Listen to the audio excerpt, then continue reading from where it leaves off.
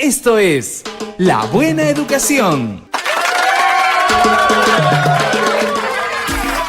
Hola, hola, muy buenos días. Comenzamos La Buena Educación.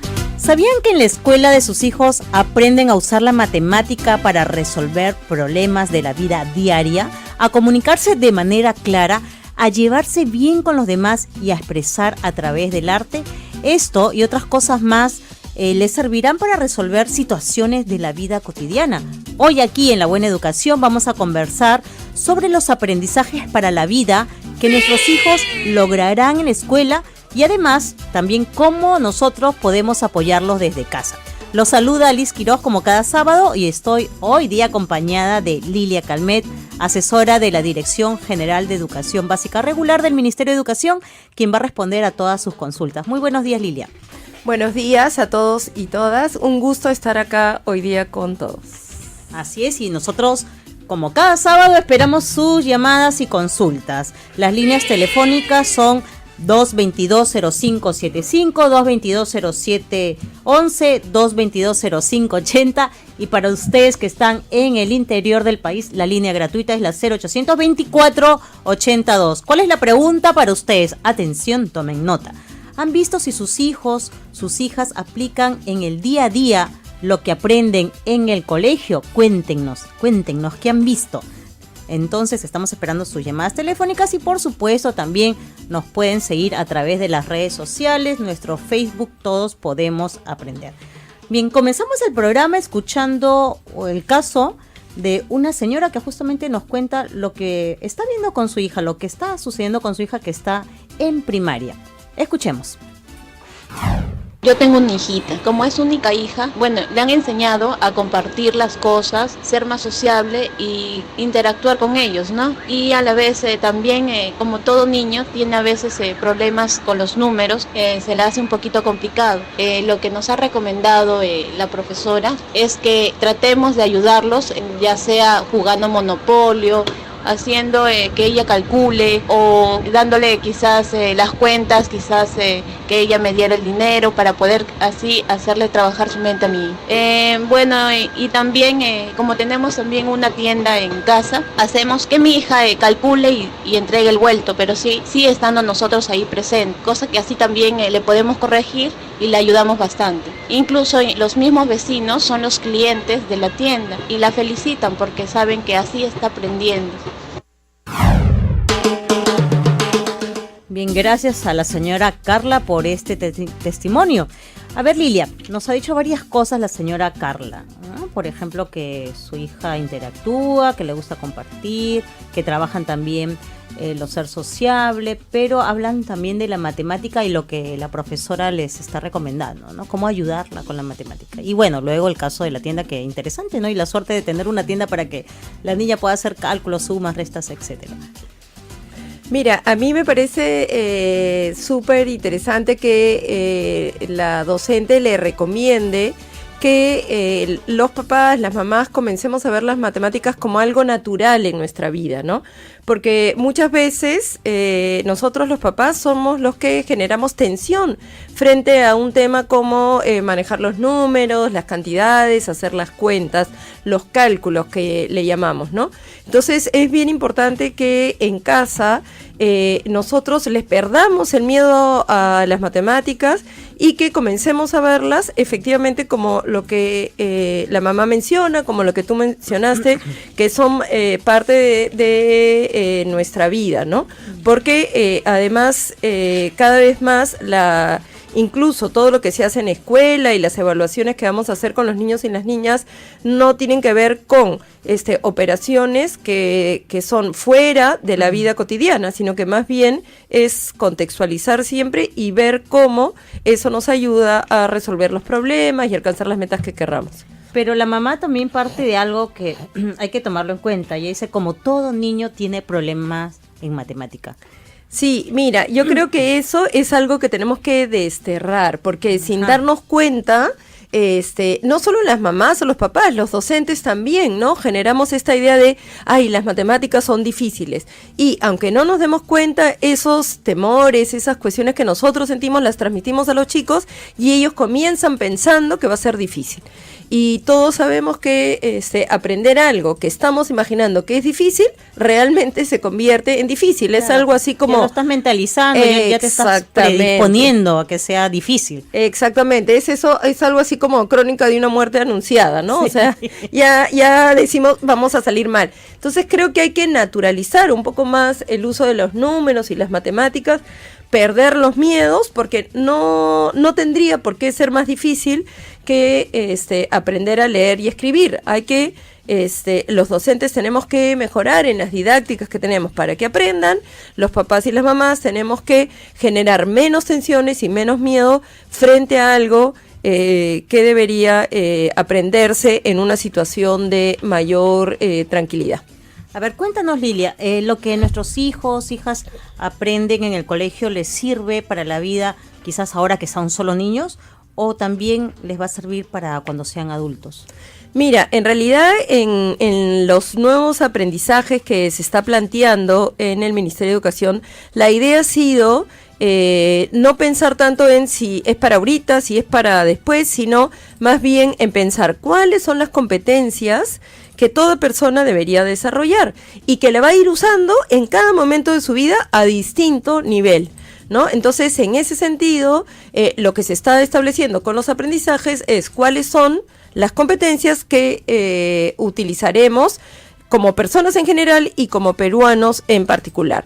Entonces, por ejemplo, la que hemos estado mencionando, la de números, la vamos a usar toda la vida, desde que somos pequeñitos hasta que somos adultos. Nos comunicamos desde que somos pequeñitos hasta que somos adultos. Interactuamos con otros desde que somos pequeñitos hasta que somos grandes, y así en los 8 aprendizajes que iremos conversando a lo largo de este programa. O sea, no es solamente pensar que los aprendizajes nos van a servir para más adelante, sino miremos desde ahora.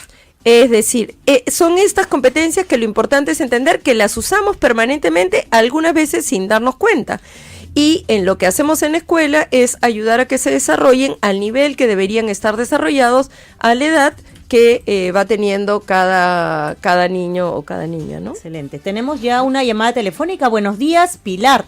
Nos llama desde Magdalena. ¿Cómo estás, Pilar? Uy, se fue la llamada. A ver, seguimos conversando mientras recibimos más llamadas. Las líneas telefónicas a las cuales nos pueden llamar son las 222-0575, 222-0580, 222-0711. Para ustedes que están en el interior del país, la línea gratuita es la 0800 24 82. Y la pregunta es, ¿han visto si sus hijos, sus hijas aplican en el día a día lo que aprenden en el colegio? Cuéntenos un poquito qué es lo que han visto. Entonces, seguimos conversando, Lilia. Quizás sería importante dar algunos ejemplos, ¿no? Así hablábamos de la matemática. ¿Qué otros ejemplos podríamos dar en concreto? A ver, algo que yo recuerdo, a ver, de mi colegio. En mi colegio, el Santa Rosa de Lima, Merinol, teníamos una cajita, ¿no? Donde nosotros, eso tiene que ver de repente con los valores, pero sí me acuerdo que cuando había algún objeto perdido, nosotros, la profesora nos decía, todo lo que está perdido, por favor, va a esta cajita. Entonces uno sabía que ahí podía encontrar de repente si un lapicero se le perdió, un borrador. Efectivamente, mira, la idea, ¿cuál es? Que todas estas acciones que muchos colegios ya están trabajando sean entendidas como aprendizajes que tenemos que lograr y como competencias que tenemos que lograr en todos los niños, las niñas y los adolescentes, ¿no? Entonces, por ejemplo, eso que tú estás mencionando tiene que ver con ese aprendizaje que estamos llamando actúa, interactúa con autonomía en búsqueda del bienestar. Y ahí hay una competencia que tiene que ver con desarrollar los principios éticos, que uno los puede vincular, cuando seamos grandazos tenemos principios éticos, pero en realidad tiene que ser parte de nuestra vida cotidiana, ¿no? Donde no es la idea de como me están mirando, yo hago algunas cosas, sino yo hago las cosas porque entiendo que me hacen bien a mí, que le hacen bien a los demás, y entonces en ese sentido los vamos a trabajar desde chiquitos como una competencia a lograr. Que actuemos, ¿no es cierto?, pensando en una serie de principios que vamos a ir construyendo en nuestras casas, en la sociedad en general y en escuela en particular. Bien, ahora sí tenemos llamadas telefónicas, nos vamos hasta San Miguel con Ruth. Buenos días. Hola, Ruth. Buenos días. Sí, ¿qué tal, Ruth? Cuéntanos, ¿tienes hijos? Sí, tengo mi nietecito que tiene muchos problemas en el aprendizaje. A ver, cuéntanos, ¿cuáles son sus problemas? Bueno, el problema es que el niñito Alonso Manco está en terapia de lenguaje y terapia de, ¿cómo se llama?, de psicóloga. Pero le damos mucho que le enseñen, pero ¿qué pasa? Que parece que no aprende bien las tareas, no sé por qué. Bien, te respondemos en un momentito, te vamos a dar algunas sugerencias. Gracias por llamar, Ruth. Más llamadas telefónicas a esta hora, esta vez sí con Pilar, así es. Nos llama desde Magdalena. Pilar, buenos días. Buenos días. Gracias, Pilar, por tu llamada. Cuéntanos, ¿tienes hijos y si has visto lo que aplican día a día, lo que van aprendiendo en el colegio? Sí, tengo 2 hijos, uno está en 6º grado de primaria y uno en 5º de primaria. Y tengo una duda justamente mi hijo ha entrado a 5º de primaria y veo que mucho se atrasa. Lo que pasa es que la maestra todos los días transcribe el libro de los libros que le da el Estado al cuaderno todos los días, o sea, todas las clases que son matemática, comunicación, ciencia, personal. Y yo le pregunto qué es lo que hace la maestra y me dice, bueno, explica un poco y luego me hace transcribir de tal página a tal página, me da un tiempo, no termino de copiar y yo me pregunto, porque veo que mi hijo no aprende, si así va a aprender transcribiendo todos los días. Bien, te respondemos en un momentito más porque tenemos más llamadas, esta vez nos vamos hasta Arequipa. Con Flora. Buenos días, Flora. Gracias por llamar desde Arequipa. Buenos días, señorita.